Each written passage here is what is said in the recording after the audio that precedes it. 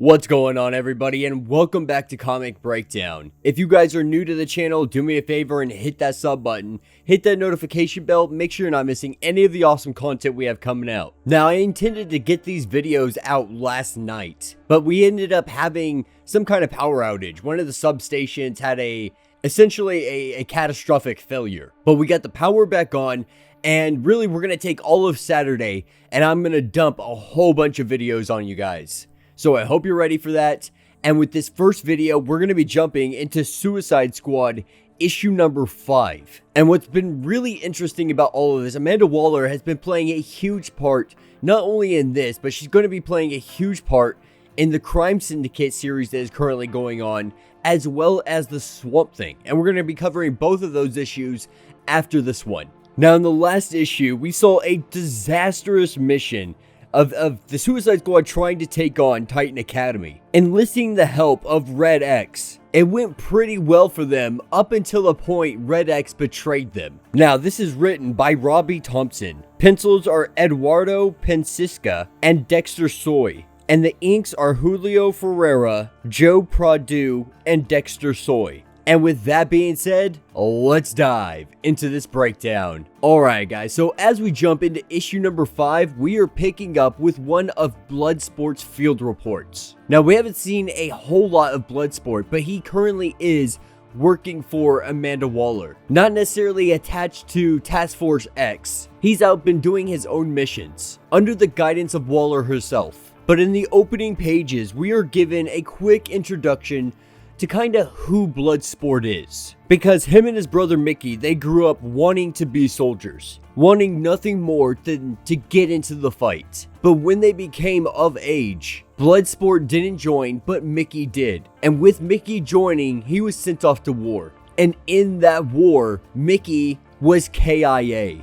And with feeling this shame, with constantly running, with his brother now being dead, we saw him turn in to the one we know as Bloodsport. And this happened because more or less he was driven mad. The doctors at Belle Reve told him that he had gone through so much grief of losing his brother that he had a psychotic break. And this psychotic break, it led him to being in prison, where he eventually meets up with Amanda Waller, has a bomb implanted in his head, and becomes part of Task Force X. And that is what will bring us to Earth 3, the Earth of the Crime Syndicate. And that is a line that we have been covering. Make sure you guys are not missing any of the Crime Syndicate, because it is absolutely amazing. It will be the next video that we are covering. Now, Bloodsport, he's trained in every kind of combat, but when his fists aren't enough, he has a very, very unique ability. He has the ability to teleport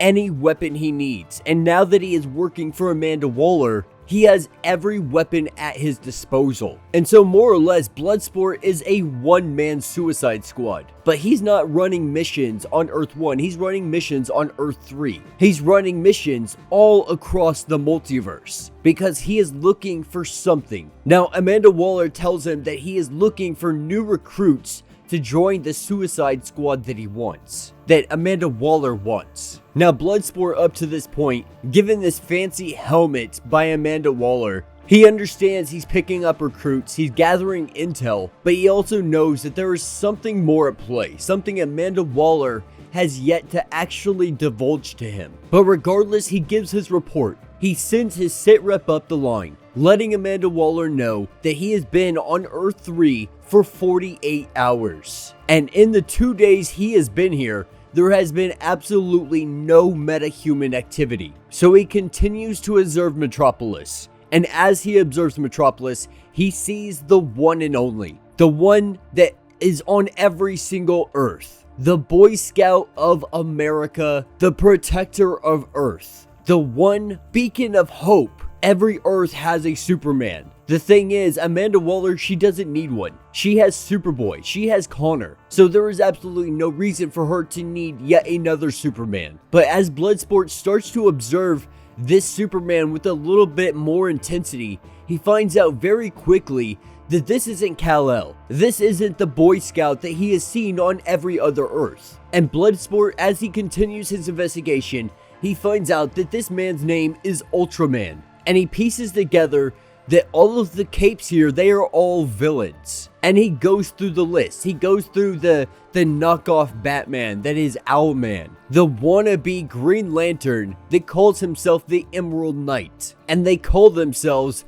the Crime Syndicate. But in all of this, he does find someone very interesting. On Earth 3, he finds Black Siren, abilities resembling much of Black Canary's. But like everybody else, everybody with meta powers is pretty much evil on this planet. And as Bloodsport is giving his report to Amanda Waller, he goes to tell her that this Earth is perfect. Perfect for what she wants to do. But at the end of the day, Amanda Waller, she doesn't give two craps what Bloodsport thinks. She didn't put a bomb in his head for his opinion. And Waller, she just tells him straight up, you need to bag Black Siren, bring her back to me, and cut all this damn commentary every time you're giving me a report. Now, as it stands with her little makeshift suicide squad she's got going on, she has been building a team. She has been building her own Justice League. Because we see a Superman, we see a Batman, we see this team slowly starting to form together, but right now one of her biggest concerns is that someone inside of this is working against her, because somebody from inside the facility released Rick Flag. He had gotten out during the Red X attack, and it was assumed that Red X was the one to let him out. But after examining all of the information, Amanda Waller has come to the conclusion that one of her Suicide Squad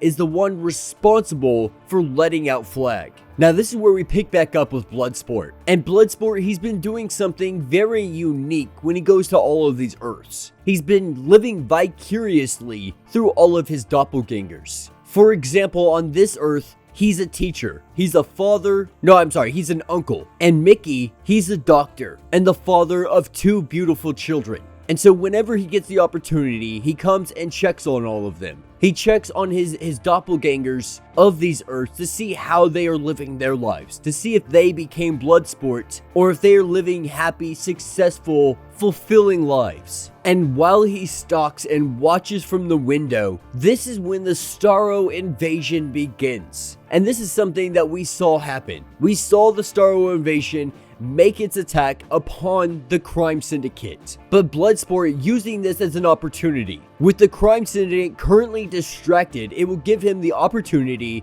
to go after Black Siren, to kidnap her and bring her back to Amanda Waller. And as he goes to grab her, she hits him with a sonic blast, sending him flying in the opposite direction. But remember, he has a arsenal of multiversal weapons at his disposal. Every Earth he's been to, he's been able to collect some kind of new weapon. And the weapon he has for this specific location, for this specific individual, is a sonic blast gun. He's got a gun to go against everybody. And so we see the two sonic blasts going against one another. But Bloodsport's weapon ends up outdoing the Black Siren.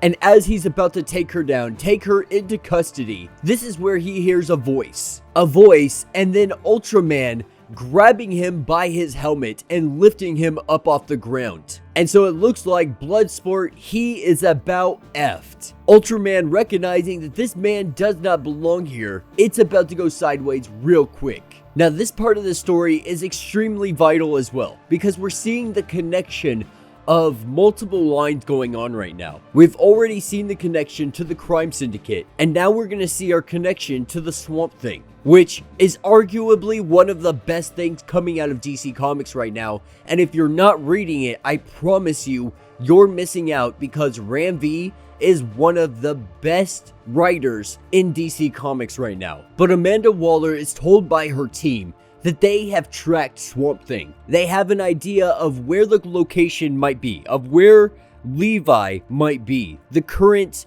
iteration of Swamp Thing. Because in the Swamp Thing line, we've seen Levi jumping all around the world, going to all kinds of different locations. But they're letting Waller know that they have pinpointed the location of where Levi currently is, or at least how to find Levi. And so Amanda Waller, she goes to Peacemaker and tells him that he's going to have to head up this mission. And if he doesn't do it, of course, like usual, he will die. And Peacemaker, he tries to stand up for himself just a little bit. He tells her, go ahead and kill me, because I came here to make peace. And the last thing that we have done so far is peace. We have fought mission after mission, and we are no closer to having some kind of peace than ever before. And now we're sitting here in lockdown, and you don't trust a single one of us. But then Waller, she zaps him. She electrocutes the crap out of him and really tells him more or less, like, you're gonna die when I want you to die. You're not gonna die anytime soon. You're gonna go run this mission, and you're gonna shut your mouth when I tell you to do it. And with him incapacitated, she tells the little minions around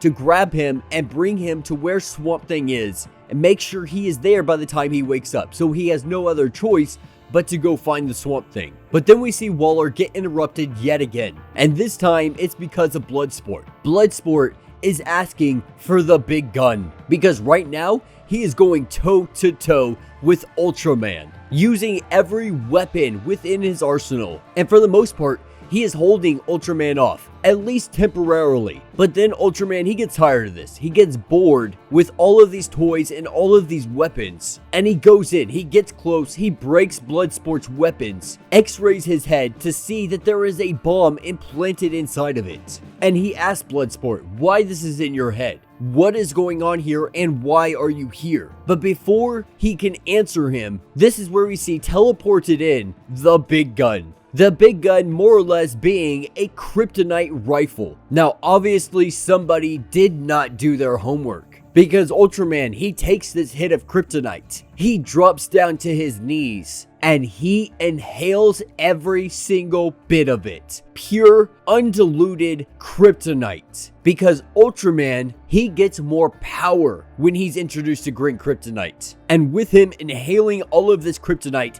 he uses his laser vision and zaps the bomb out of Bloodsport's head. And with the bomb being gone, he can now get all the information he wants. He can find out exactly who he was talking to, how he got these guns teleported in, and where he can get more of that delicious, delicious kryptonite. And that will be the end of this issue. So let me know what you guys think down in the comments. Like I was saying before, we're seeing a really great interconnectivity between all of these issues. As we cover the next issue of Crime Syndicate in the next video, we're going to see how all of this is folding over. We're going to see how Amanda Waller is building a Justice League. Now, we saw the outcome of all of this in Future State, and honestly, I think it was put together very elegantly and very beautifully. Because at the end of the day, Amanda Waller, she realized she can't help Earth 1, Earth 0. She's trying to find some kind of Earth she can help. And that ends up being Earth 3 with the Crime Syndicate. Now all they have to do is remove the Crime Syndicate and replace it with her makeshift Justice League that she's been creating with Superboy and the rest of them. Now what's really unique about this is, while Peacemaker currently doesn't agree with her, doesn't believe that they are going towards peace, that's exactly what she's doing. She's taking an entire planet and giving them true peace. Peace that they have never experienced before. And it gives Superboy the first time in his life the opportunity to truly shine, to truly be the Superman he always wanted to be. But yeah, let me know what you guys think down in the comments. If you have not yet, do me a favor, hit that sub button, hit that notification bell, make sure you don't miss any of the awesome content we got coming out, and until the next breakdown.